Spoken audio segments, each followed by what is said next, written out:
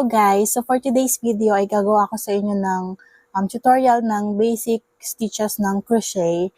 So this is gonna be my first tutorial at sana maintindihan nyo ang mga ituturo ko sa inyo.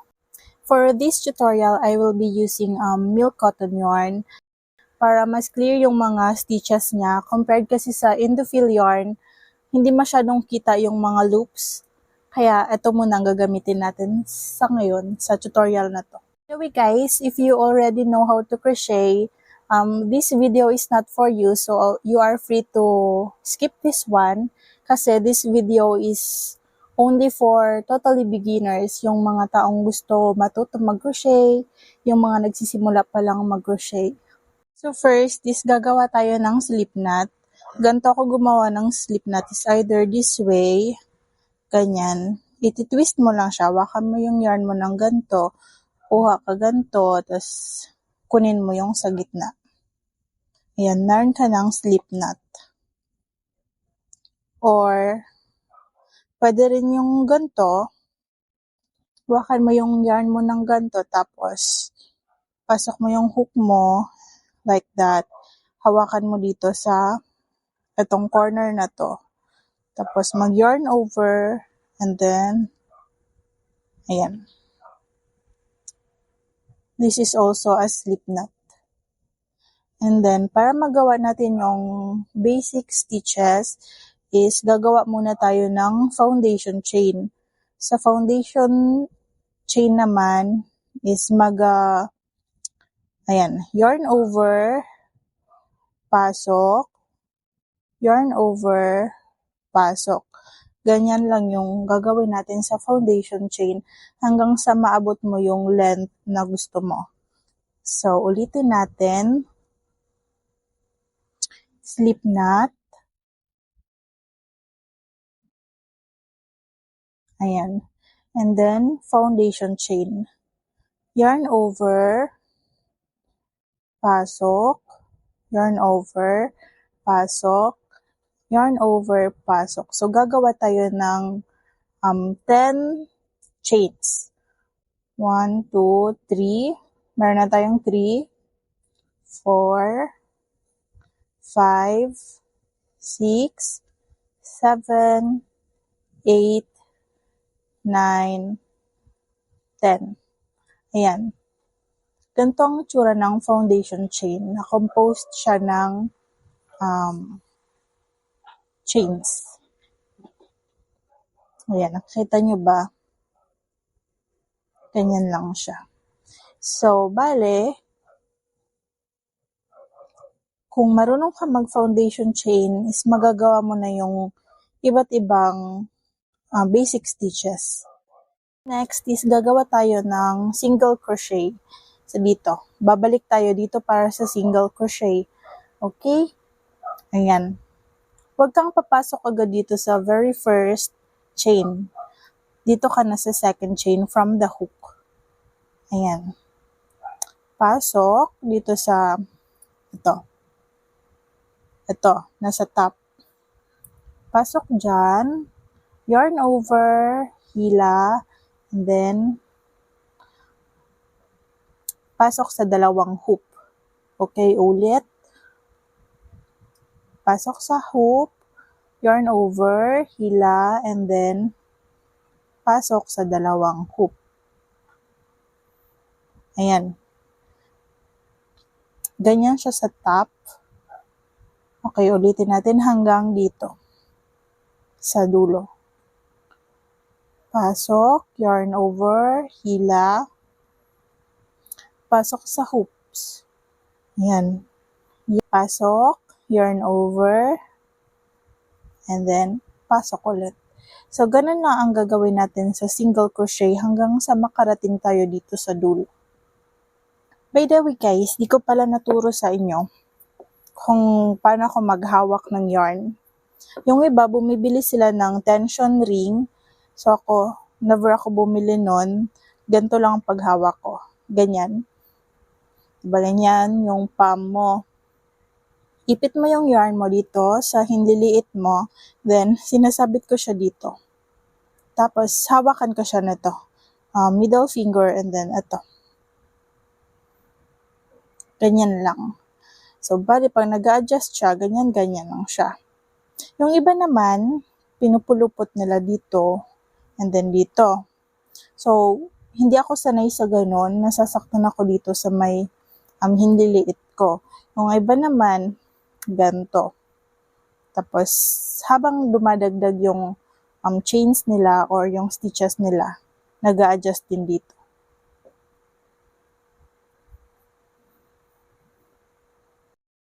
Guys, naniniwala ako na gawin mo kung saan ka mas comfortable kasi malay mo, yung waist ng paggawa ko is hindi ka naman comfortable or hindi naman comfortable yung kamay mo, mahihirapan ka talaga. So, more on, mag-figure out ka talaga kung ano ang mag-work sa'yo. Since tapos na tayo sa single crochet, ayan. Ito yung top view ng single crochet natin. So, mag-proceed na tayo sa double crochet. Sa double crochet naman, is bago mo ipasok dito sa top loop, i-yarn over mo muna siya. So, ganito siya. Yarn over, pasok sa loop, yarn over ulit, hila, tsaka pasok, and then pasok. Ayan. Ayan, may double crochet ka na. So, ulit, yarn over, pasok, yan, pasok sa dalawa, and pasok sa dalawa. Ganyan lang natin gagawin ang double crochet. So, ulit, yarn over, pasok, yarn over ulit, ganyan, pasok sa dalawang hoop, dalawa ulit. So, yan lang yung gagawin natin hanggang makarating tayo sa dulo. Yarn over, pasok, ganyan, dalawa, and dalawa.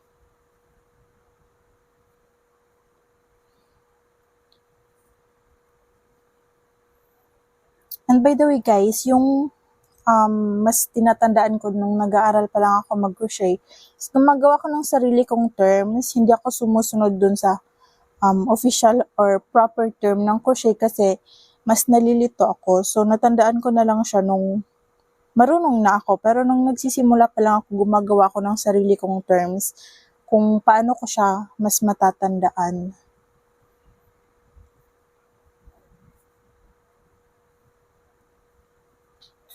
Karating na tayo sa dulo na tong ating kino-crochet. Ang sunod naman natin is yung treble crochet or yung tinatawag na triple crochet. So, ayan.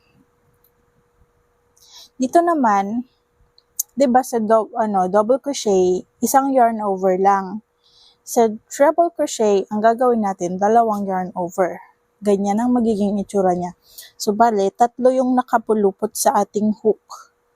Okay, so, ulit, yarn over,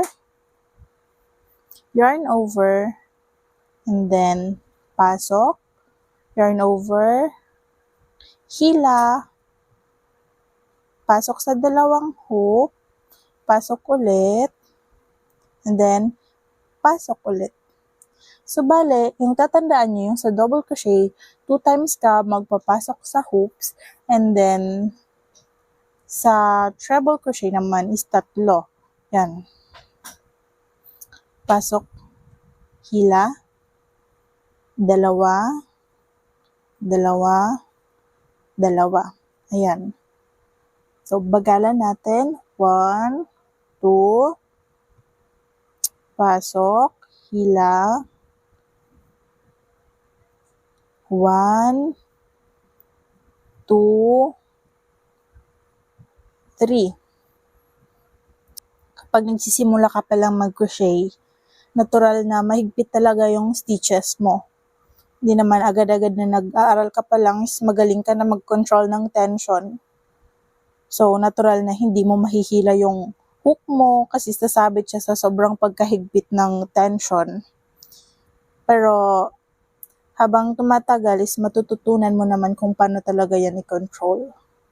So, ulitin natin. 1, 2, 1, 2, 3. Ayan. Ganyan lang natin gagawin ang treble or triple crochet.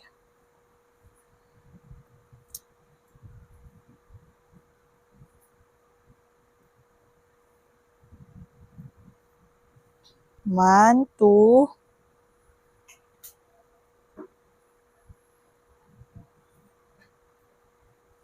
ayan. Ganyan lang siya. Nung nagsisimula pa lang ako mag-crochet, wala akong inattendan na workshop or something. Basta, nag-order lang ako ng, may nakita lang kasi ako sa online na mga videos ng nag-crochet. So, nagandahan ako. Sabi ko, I think kaya ko naman siya. So, bumili ako sa online ng kit. And then, nag-self-discovery lang talaga ako. Kasi nung nanood ako ng tutorial is mas lala akong nalito. So, sana sa tutorial ko na to is hindi kayo malito. Kasi first time ko magturo ng crochet kasi hindi ako sanay. Kasi ako mismo, nalilito ako sa tutorials. Yun pala, yung tawag dyan sa ginagawa ko, yung term natin sa crochet, frogging ang tawag dyan kapag ina-undo mo yung ginawa mo. So, tinanggal ko siya kasi yung susunod natin gagawin is magic ring. Okay? Iba-iba yung paggawa ng magic ring. Yung iba, ganyan. Yung dalawa. Ito, dito, ipit mo dito, pulupot mo sa dalawang fingers mo, and then ganyan. Parang magfo-form siya ng X sa gitna ng dalawang fingers mo. Pasok mo dyan yung hook mo, kunin mo yan, tapos, ganyan. Ay, nabitawan. Ayan. Meron ka ng magic ring. Sige, ulitin natin. Iipit mo dito yung pinakadulo ng yarn.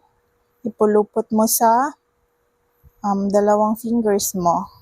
And then, eto. Iipit mo dito yung parang body niya. Ayan. Tapos, pasok mo yung hook mo dito sa gitna. And then, taas. Kunin mo to. Ayan, pailalim ang hila. Tapos, pag naganyan mo na siya, yarn over, and then hila. Ayan. Tapos, kunin mo na to. Dito ka mag-adjust sa dulo. Halimbawa, ita-tighten mo na yung stitch mo. Ito sa dulo. Yung isa pang way ng paggawa ko ng magic ring, dito lang, daliri ko. Isang finger lang. Ganyan. Pulupot. Ipit. Dito. Ganyan. And then, yarn over. Hila. Isa pa. Ipit dito. Pulupot. Ay. Ganyan. Ganyan. At ganito ang posisyon ng kamay mo. Ako kasi gamit ko tong hinliliit ko. Kasi yan talagang pangipit ko ng yarn. Ayan dito. Silagay mo dito sa hintuturo mo. Tapos, ipulupot mo sa middle finger mo. Ayan. So, magpo-form din siya ng X. Kagaya nung sa una nating way. Tapos, paka-form ng X, pasok mo dyan yung hook mo. Ito, dito lang. Tapos, kukunin mo to. Ayan. Dukot, and then, yarn over, and hila. Ayan. Ganyan yung magic ring natin. Dito tayo gagawa ng single crochet, double crochet, and triple crochet. Okay?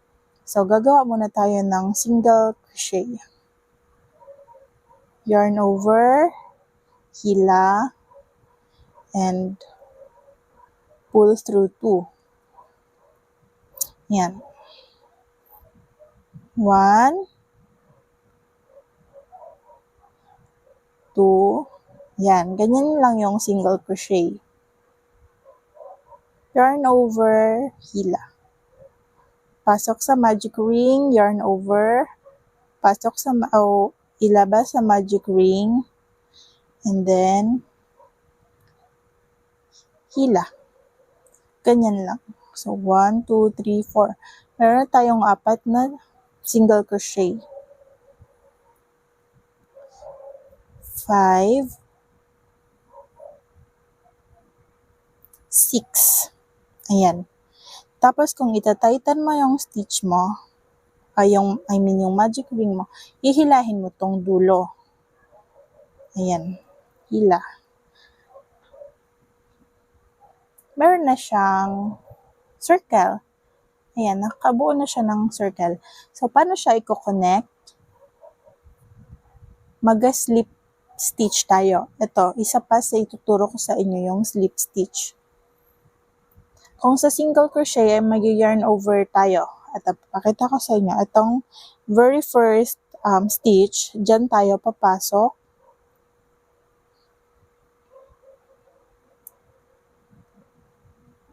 Ayan. Yarn over. Ganyan. Tapos, hindi ka nadudukot dito kasi pag nagdukot ka dito, ibig sabihin yan, single crochet na yan. Hindi ka na mag-yarn over. So, pagkakuha mo ng yarn, makapasok mo dito sa very first stitch, is dadiretso ka na dito sa isang nakasabit dyan. Pasok mo lang dyan. So, ayun. Meron ka ng slip stitch. So, okay. Ulit. Diba, meron tayong ganyan, hindi na-connect yung circle. Ipasok natin dito sa very first stitch. Yarn over, hila, hila. So guys, ayun lang naman ang mga basic stitches. Kung marunong ka na ng basic stitches, basically makakabuo ka na ng something. Like flowers. Ang pinaka-madaling nagawa ko is yung clover leaf. It's for absolute beginners talaga. Kasi ang gamit lang doon is yung basic stitches. May nakalimutan pala ko ituro guys. Yung half double crochet. Nagdiretso ako sa double crochet. So, ito yung half double crochet. Mag-slip knot tayo. Slip knot. Ayan, slip knot yan. Tapos, mag-chain tayo ng mga 5. 2, 3, 4, 5. So, ayan. Meron tayong 5 chains. And then, yung half double crochet is mag-yarn over ka, parang sa double crochet. But, pagkapasok mo dito, instead na mag-pull ka ng dalawa, hindi ka dyan magpupull. Dito ka na. Ulit. Yarn over, pasok sa chain, pull, and then pull sa 3. Ganyan yung half double crochet. Ang double crochet kasi ganito, baga. Pasok sa dalawang beses ka mag-pull. Sa half double crochet, isang beses lang. So, ang mangyayari, magiging 3 ang yarns mo dito. Ulit, 1, pasok sa chain, yarn over, hila, and then pull sa 3. So, ayan. Ganyan lang yung half double crochet.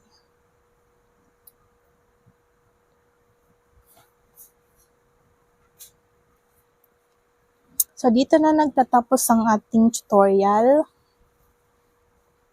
And sa next tutorial, ituturo ko sa inyo yung iba't ibang pag yarn over, yarn under. Kasi may 4 na ways yun. Merong yarn over, yarn under, yarn under, yarn over, yarn under. Meron din namang yarn under, yarn over.